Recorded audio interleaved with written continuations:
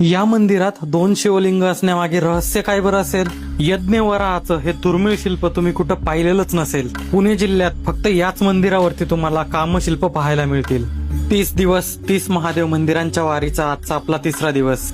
या मंदिराचं तुम्ही कधी नाव ऐकलेलं नसेल आणि हे मंदिर जर तुम्ही पाहिलं ना तर तुम्हाला वाटेल की आजपर्यंत हे मंदिर मी का पाहिलं नाहीये.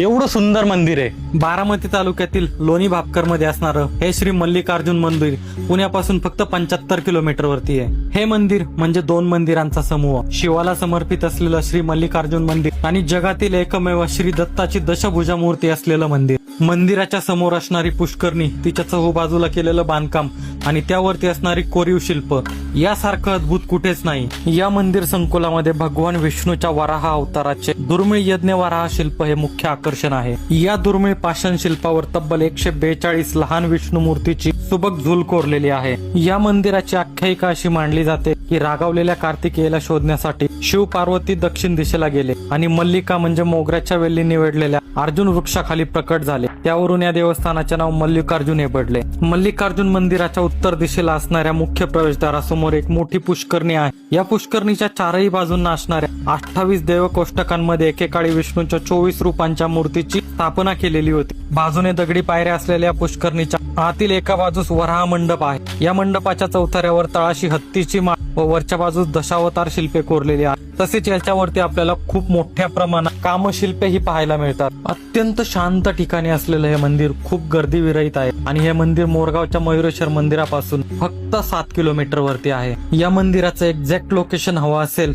तर फॉलो करा आणि कमेंट करा. उद्या अजून भेटूया अशाच एका अद्भुत अपरिचित मंदिरासोबत. तर त्यासाठी फॉलो नक्की करून ठेवा.